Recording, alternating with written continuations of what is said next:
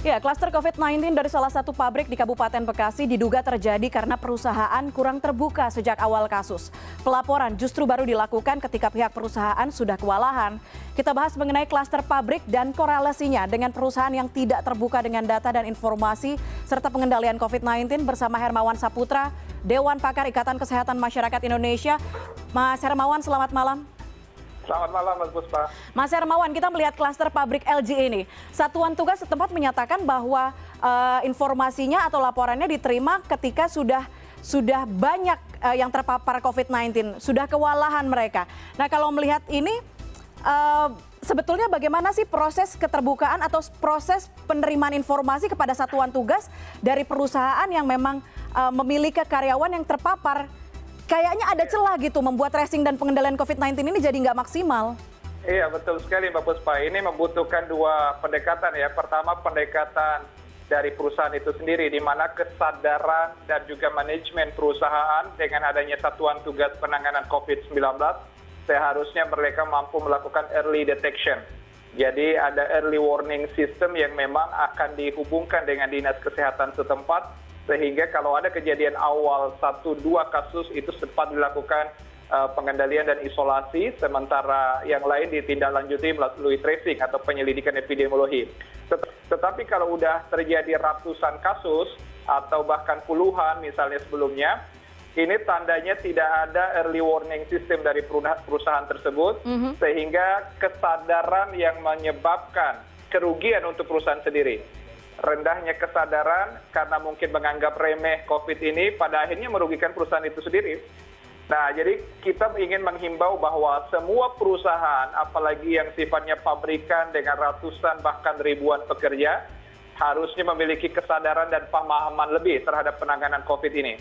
Nah, di sisi lain pendekatan yang kedua adalah pendekatan pemerintah daerah.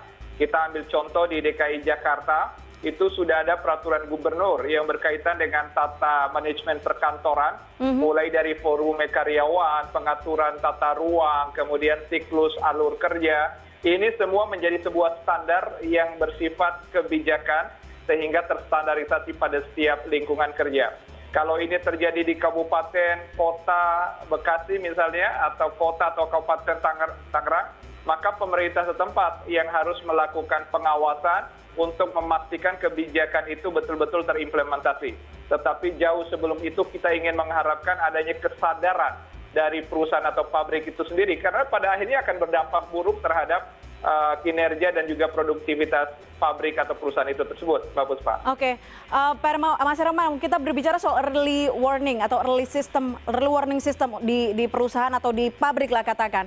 Tadi disebutkan di beberapa kasus yang sudah terjadi di pabrik-pabrik, ada yang terpapar dulu, ada yang positif dulu, kemudian baru dilakukan rapid atau swab test di pabrik tersebut, di perusahaan tersebut. Apakah memang Satgas daerah, Satgas provinsi tidak mendorong perusahaan-perusahaan yang punya potensi resiko sedang sampai besar untuk melakukan tracing, untuk melakukan swab test atau rapid test lebih dulu daripada melihat ada yang positif? Ya, betul sekali. Jadi memang ini kelihatannya ada misprosedur ya.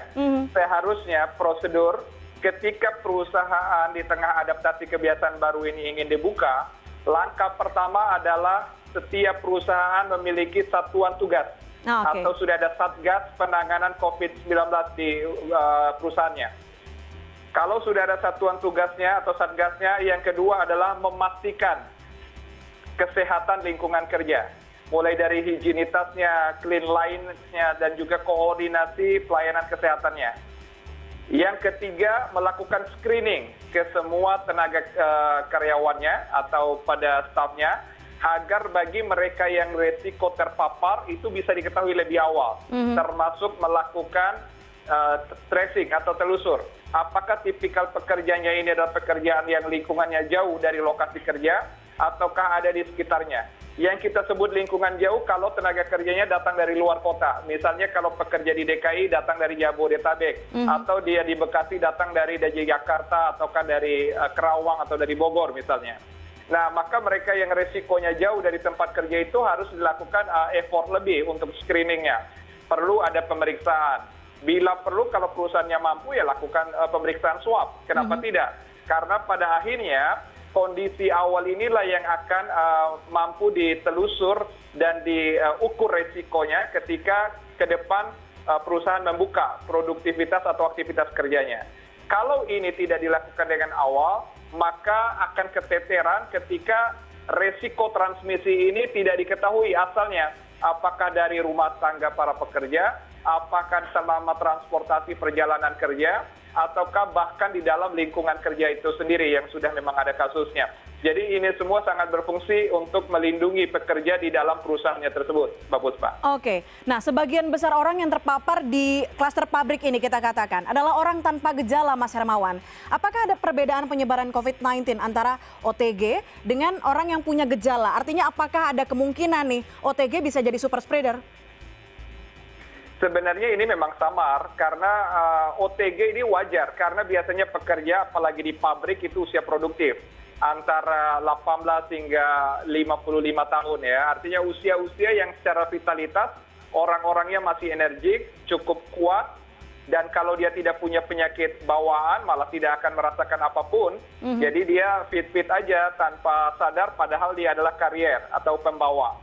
Jadi kalaupun ada orang-orang yang OTG itu sama saja perlakuannya dengan orang-orang yang dengan gejala. Kalau memang di tahap awal mampu dideteksi. Tetapi kalau misalnya proses penanganan kalau mereka sudah dideteksi, maka OTG ini cukup dengan isolasi mandiri saja. Jadi dianjurkan dirumahkan, bila perlu bahkan dipisahkan dari keluarganya di lingkungannya. Selama itu juga diberikan semacam penguatan untuk kebutuhan dasarnya di rumah.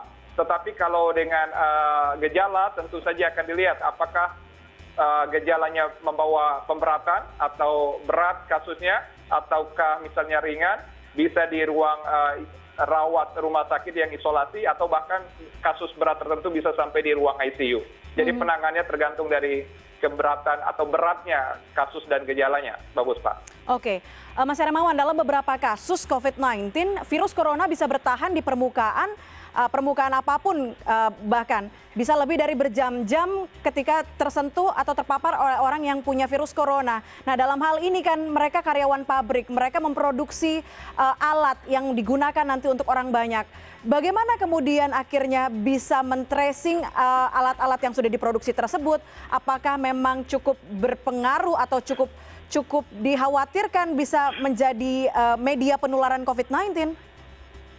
Ya, memang di sinilah pentingnya yang saya sampaikan di awal ya. Ada manajemen dari perusahaan. Manajemen itu menyangkut 3. Pertama, tata orang. Yang kedua, tata ruang. Yang ketiga, tata barang. Yang kita bicarakan dan fokus lebih banyak di orang, yaitu perilaku termasuk dari jaga jarak, menggunakan masker. Tapi sekarang kan udah ada kasusnya, ini tentu penanganannya berbeda. Tetapi manajemen ruang dan barang ini juga menarik. Ruang itu berkaitan dengan lingkungan kerja, maka pencahayaan, alur udara, kemudian kebersihannya tiap waktu, bila perlu didisinfektan. Nah, ini perlu dilakukan dan menjadi perhatian manajemen perusahaan. Hanya saja ketika berkaitan dengan barang harus dilihat. Barang produksi ini berupa benda tahan air, ataukah benda yang mengandung air atau lembab, atau benda yang langsung dikonsumsi, atau benda yang bertahan lama. Kalau dia bendanya benda padat, anti air, kemudian bisa lama, sebenarnya dengan disinfektan barang juga nggak apa-apa, bagian dari quality assurance. Tetapi kalau produknya berkaitan dengan produk yang gampang menyerap air dan lain-lain, dan cepat diproduksi dan dikonsumsi, maka ini harus menjadi perhatian dengan penanganan khusus juga dan harus direview segera. Seperti pernah terjadi dulu di pabrik rokok ya, di Jawa Timur, itu juga akan beda perlakuan dengan produk otomotif misalnya. Oke, baik. Baik, Mas Hermawan, terima kasih banyak sudah bergabung bersama kami, Dewan Pakar IAKMI di CNN Indonesia Connected. Terima kasih.